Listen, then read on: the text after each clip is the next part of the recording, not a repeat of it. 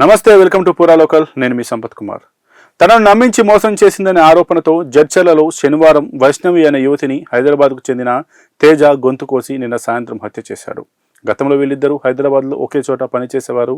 ఆ పరిచయంతో ప్రేమ పేరుతో వేధించాడని సమాచారం. పోలీసుల వివరాల ప్రకారం ప్రేమ పేరుతో యువతిని వేధించిన యువకుడు ఆమె గొంతు కోసి శనివారం హత్య చేశాడు. ఈ దారుణ ఘటన మహబూబ్ నగర్ జిల్లాలో శనివారం సాయంత్రం జరిగింది. రామచంద్రయ్య, శ్రీలత దంపతుల కూతురు వైష్ణవి ఓ ప్రైవేట్ కాలేజీలో రిసెప్షనిస్టుగా పనిచేస్తుంది. హైదరాబాద్కు చెందిన తేజ ప్రేమ పేరుతో వెంటపడుతున్నట్లు సమాచారం. అయితే తనను దూరం పెడుతూ వస్తుందనే కోపంతో తేజ శనివారం పాఠశాల నుంచి తిరిగి వస్తున్న వైష్ణవిని కత్తితో గొంతు కోశాడు. తీవ్ర రక్తస్రావంతో వైష్ణవి కింద పడిపోగా స్థానికులు వెంటనే గమనించి ఆసుపత్రికి తరలించారు. అయితే అప్పటికే ఆమె మృతి చెందినట్లు సమాచారం. హత్య చేసి తేజ పారిపోతున్న క్రమంలో స్థానికులు వెంబడించి పట్టుకుని చేతులు కాళ్ళు కట్టేసి బండరాలతో దాడి చేశారు. దీంతో అతడు కూడా తీవ్ర గాయపడ్డాడు. వెంటనే స్థానికులు పోలీసులకు ఈ ఘటనపై సమాచారం అందించారు.